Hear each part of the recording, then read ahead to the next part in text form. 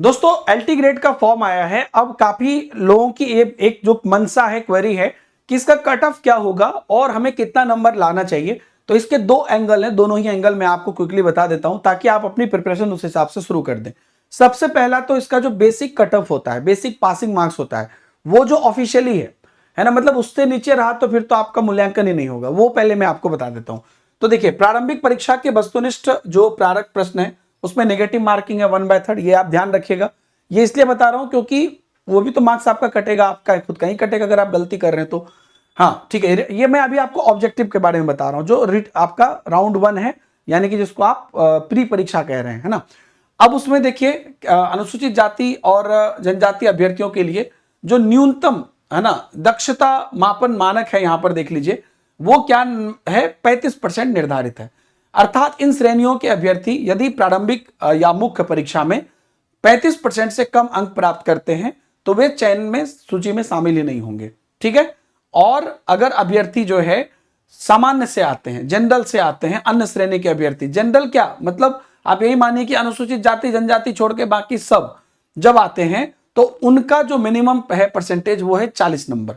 मैं आपको इसको राउंड फिगर में बता देता हूं कि आपकी जो है 150 क्वेश्चन होंगे आपको प्री में, और प्री के जो टोटल मार्क्स होंगे 300 होंगे। तो उस 300 में अगर आप तो SC ST से आते हैं तो आपको तकरीबन यहां पर तकरीबन क्या 105 नंबर लाना है। अगर आप 105 नंबर ले आए, क्योंकि 300 का 35% हुआ, 105 उतना नंबर ले आए तो आप तब जाके बेसिक लेवल क्रॉस किए, मतलब तब आपका मूल्यांकन होगा। और जनरल से अगर आप हैं तो मिनिमम 120 नंबर लाए तभी आपका मूल्यांकन होगा, और ये होगा, नहीं तो आप चयन सूची में ही शामिल नहीं होंगे। इसको बोलते हैं न्यूनतम दक्षता मानक या न्यूनतम कट ऑफ, आप इसको बोल सकते हैं।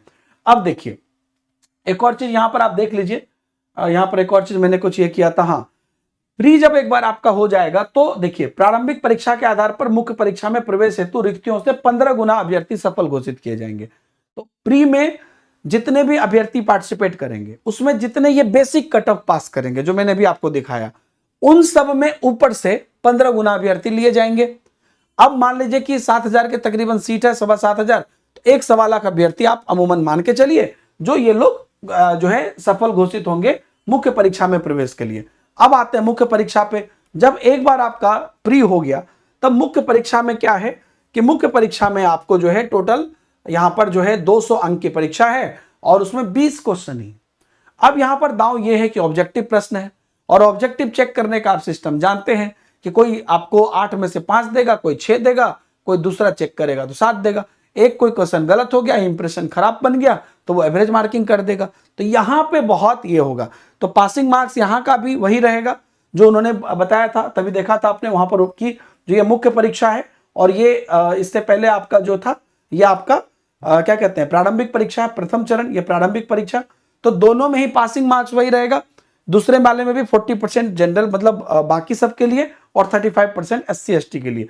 लेकिन यहां पर मैं आपको बता देता हूं कि इवन दो आपका टोटल 200 मार्क्स का है और अगर आप 80 नंबर ऑन एन एवरेज मानिए कि जनरल के लिए आप पासिंग रख रहे हैं बेसिक कट ऑफ, लेकिन यहां पर भी तकरीबन आप मान के चलिएगा कि आपको 125 से 150 के बीच में टारगेट लेकर चलना है। हालांकि आपका रिटर्न हो जाएगा उसके बाद की ये चीजें आती है। और वो कैसे होगा, जो 10 क्वेश्चन आपका शुरुआती है जो 8 नंबर का है ना, और 10 क्वेश्चन जो आपका 12 नंबर का है जो आपका लॉन्ग दीर्घ उत्तरीय है, इन दोनों को आपको बढ़िया से, जैसे हम लोग बढ़िया से लिख के आते थे, मतलब 2-4 शब्द 2-4 लाइन ज्यादा ही लिख के आएंगे, वो यहां पर आपको करना है। एक और चीज ध्यान रखिएगा कि आप जो लिखते हैं एक मतलब हमेशा गिनिएगा तो नहीं वहां वर्ड जाके, क्योंकि यहां पर बोला गया है कि आप 125 वर्ड में लिखिए छोटे वाले को और एक 200 शब्द में बड़े वाले को, तो वहां गिनिएगा नहीं। आप अंदाजा लगा लीजिए कि एक लाइन में आप मोटा मोटी कितने अक्षर लिखते हैं, कितने वर्ड लिखते हैं, उस हिसाब से आप काउंट कर लीजिए कि कितना पन्ना लिखेंगे तो इतना हो जाएगा।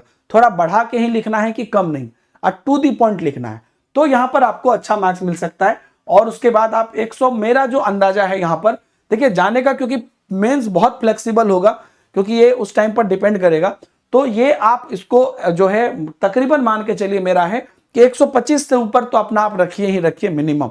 तो ये आपका बेसिक कट ऑफ जो बेसिक पासिंग है 40% और SC ST के लिए 35%, और जो एक्चुअल होना चाहिए वो दोनों पर मैंने चर्चा की और मैंने कोशिश की कि आपको एक इसी टारगेट के साथ आप पढ़िए।